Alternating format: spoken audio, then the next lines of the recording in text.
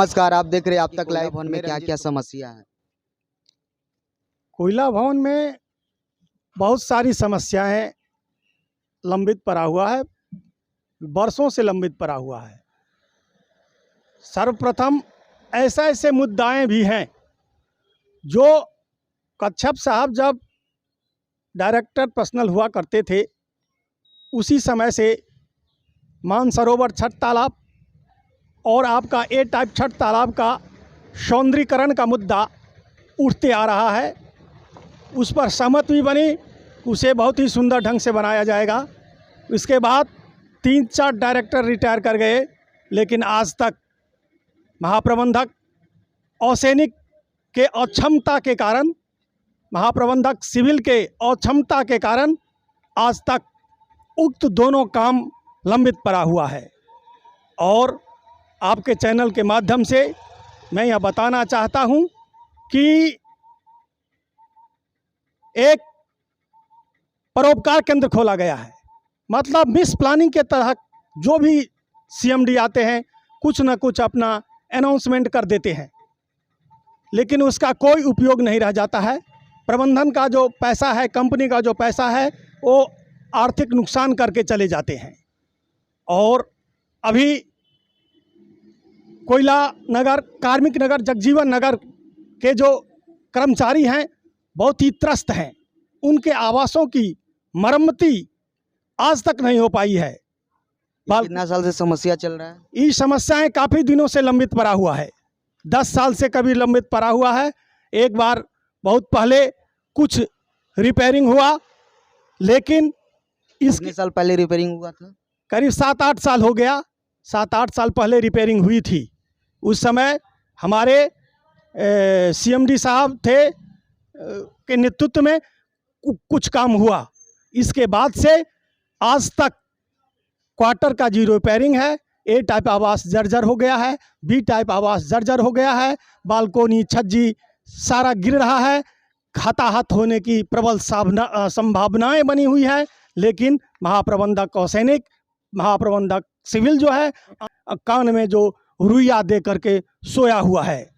अगर जनता मजदूर संघ यह बताना चाहता है कि अगर इस तरह की वारदात पर संज्ञान अविलंब नहीं लिया गया तो इसका फल जो है दूरगामी प्रभाव पड़ेगा। और कोयला भवन का आवास आवंटन समिति को भंग नहीं किया गया है, लेकिन उसके माध्यम से कोई भी आवास का आवंटन नहीं कर रहा है। Sunil Kumar deputy GM administration जब से महाप्रबंधक प्रशासन के चेयर पर बैठे हैं तब से भ्रष्टाचार पर भ्रष्टाचार करते जा रहे हैं। बिजली का भी समस्या होता है कोयला भवन में? मैं बताता हूं, बिजली पर भी आता हूं। और उस पर महाप्रबंधक प्रशासन खुलेआम पैसा लेकर के एरिया के लोगों को मुख्यालय में आवास दे रहे हैं।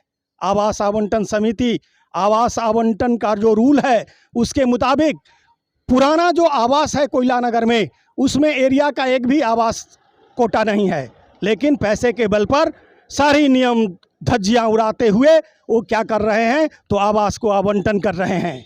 मैं जनता मजदूर संघ इसका घोर विरोध करता हूं और साथ ही चेतावनी देता हूं, एक भी आवास अगर इस तरह से आउट ऑफ टर्म अलॉटमेंट किया गया तो उसका बुरा परिणाम भोगने के लिए Sunil Kumar deputy GM administration तैयार रहेंगे। आपने कहा बिजली की समस्याएं, बिजली की अनावश्यक कटौती किया जाता है। बिजली आपके कर्मचारियों के आवास में बिजली जो है अभी बहुत फ्रीक्वेंटली 1 घंटा आया, 4 घंटा नहीं आया, 2 घंटा आया, 3 घंटा नहीं आया, इस तरह से बहुत फ्रीक्वेंटली करता है। और प्रबंधन जो है सो इस पर कोई संज्ञान नहीं ले रहा है। इसीलिए मैं आपके माध्यम से महाप्रबंधक ईएनएम को ध्यान आकृष्ट करना चाहता हूं कि बिजली कटौती पर रोक लगाई जाए, श्रमिकों के आवास में निर्बाध बिजली दिया जाए, नहीं तो उग्र आंदोलन होगा। इन्हीं सब मुद्दों को लेकर के 3 सितंबर को कोयला भवन के मुख्य द्वार पर जनता मजदूर संघ की ओर से, कोयला भवन शाखा की ओर से एक विराट प्रदर्शन किया जाएगा और प्रबंधन की जो कुंभकालीन निद्रा है उसको तोड़ा जाएगा। और मैं यह कहना चाहता हूं, कोयला मजदूरों को दर्द सहने वाला कोई हमदर्द नहीं, सभी नपुंसक हैं बैठे कुर्सी पर, लगता कोई मर्द नहीं, लगता कोई मर्द नहीं, लगता कोई मर्द नहीं। डीएवी स्कूल जो है, ये जो एडमिशन को लेकर ये जो समस्या हो रही है, क्या समस्या है? पहली समस्या ये है कि डीएवी स्कूल हो या डीपीएस स्कूल हो, सभी जो है बीसीसीएल के ज़मीन पे, बीसीसीएल के भवन पे अपना स्कूल चला रहे हैं।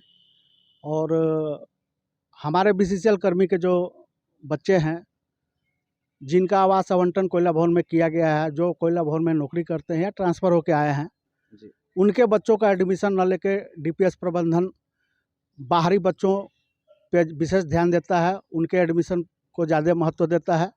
और बीसीसीएल के एम्प्लॉई जो हैं अपने बच्चे के एडमिशन के लिए दर बदर ठोकरें खाते हैं, कभी जीएमपी के यहाँ, कभी जीएम वेलफेयर के यहाँ जाते हैं, कभी डीएवी प्रिंसिपल के यहाँ जाते हैं। और स्थिति ये है कि डीएवी प्रिंसिपल जो है बीसीसीएल के अधिकारी के नॉमिनेट करने के बाद भी उनके बच्चों को एडमिशन नहीं लेता है और बाहरी बच्चों को भरता जा रहा है। बीसीसीएल के बच्चों को डीपीएस स्कूल में एडमिशन कराने के लिए डोनेशन देने पड़ते हैं। बीसीसीएल के कर्मी के बच्चे जो हैं डीएवी स्कूल में एडमिशन कराने के लिए भी कुछ इस तरह का अनलीगल कुछ लोग हैं जो पैसा लेके बच्चों का एडमिशन कराते हैं। तो बीसीसीएल कर्मी आखिर अपने बच्चों को पढ़ाएंगे कहाँ?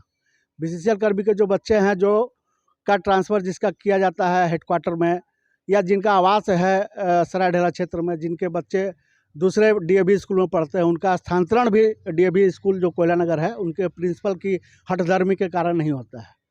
डीपीएस स्कूल के प्रिंसिपल से या डीएवी स्कूल के प्रिंसिपल से जब भी हमने वार्ता किया, उन्होंने कहा कि सीट फुल है, आपके बच्चों को कहाँ बैठाएंगे। इसी बीच में बाहरी बच्चों को, जो प्राइवेट कैंडिडेट है, उनके बच्चों को डोनेशन लेकर पैसा लेकर एडमिशन कर दिया जाता है।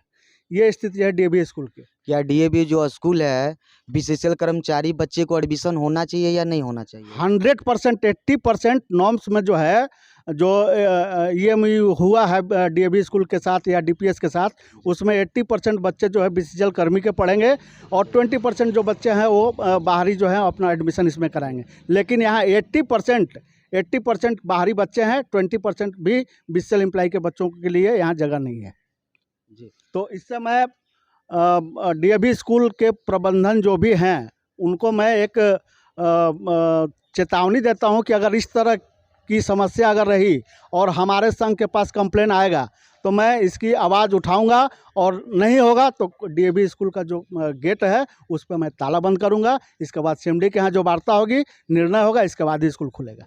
हम लोगों ने इससे पहले भी जो सीएमडी थे, आपको पीएम प्रसाद साहब, उनको भी नॉलेज, उनके नॉलेज में भी दिए।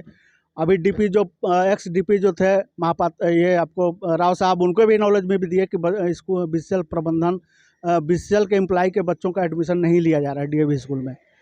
लेकिन वो लोग बोले कि अच्छा ठीक है, मैं बात करूंगा, लेकिन ऐसा कोई रिजल्ट सामने नहीं आया है। इसलिए मैं पर्सनली अपने संघ की तरफ से सीएमडी साहब से मिलूंगा और ये समस्या से मैं सीएमडी साहब को अवगत कराऊंगा, और सीएमडी साहब को भी मैं बोलूंगा कि अगर इस पर कार्रवाई नहीं होते हैं, बीसीसीएल के एम्प्लॉई के बच्चों का एडमिशन नहीं होगा, तो मैं डीएवी स्कूल बंद करने के फेवर में रहूँगा। चलिए, धन्यवाद।